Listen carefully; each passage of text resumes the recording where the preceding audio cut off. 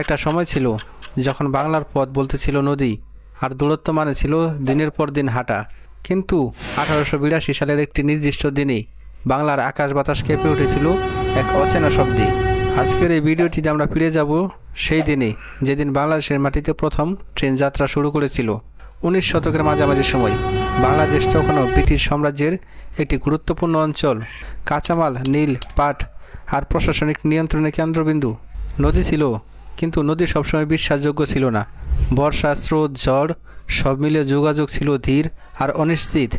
British শাসকরা বুঝে গেল এই ভূখণ্ডে নিয়ন্ত্রণ রাখতে হলে চাই দ্রুত ও স্থায়ী যোগাযোগ ব্যবস্থা। আর সেখান থেকেই জন্ম নেই বাংলা রেলপথের ধারণা। ইতিহাসে লেখা আছে 15 নভেম্বর 1882 সাল। এই দিন এই বাংলাদেশের মাটিতে প্রথম ট্রেনের চাকা ঘোরায়। যাত্রা শুরু হয়েছিল ধর্ষণা থেকে, গন্তব্য ছিল জগতী, কুষ্টিয়া পর্যন্ত। এই রেল লাইনের দৈর্ঘ্য ছিল প্রায় 53 কিলোমিটার। এই ছোট্ট পথই আজকের বিশাল বাংলাদেশ রেলওয়ের প্রথম ভিত্তি। আজকের মতো ডিজেল বা ইলেকট্রিক নয়, সেই ট্রেনটি ছিল একটি বিশাল স্টিম ইঞ্জিন।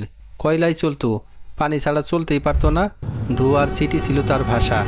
গতি ছিল ধীর কিন্তু দৃঢ়। এই অচেনা যন্ত্রকে গ্রামের মানুষ ডাকত আগুনের গাড়ি, কারণ ইঞ্জিনের ভেতর থেকে আগুন দেখা যেত আর শব্দে কেঁপে উঠত চারপাশ।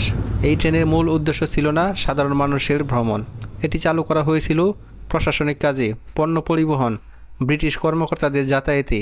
তবুও ইতিহাস বলছে এই প্রথম যাত্রায় প্রায় 70 থেকে 100 জনের মতো যাত্রী ছিলেন। তাদের মধ্যে ছিলেন ব্রিটিশ অফিসার, দেশীয় কর্মচারী আর হাতে গোনা কয়েকজন সাধারণ মানুষ।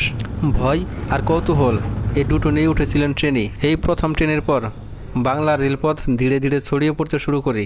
ঢাকা, নারায়ণগঞ্জ, কলকাতা, ঢাকা এবং চট্টগ্রাম অঞ্চলে রেলপথ বদলে দেয় ব্যবসা, সময় আর জীবনযাত্রা। যে পথ পাড়ি দিতে লাগতো কয়েকদিন, সেটা নেমে আসে কয়েক ঘন্টায়। রেল লাইন হয়ে ওঠে এই দেশের অগ্রগতির মেরুদণ্ড।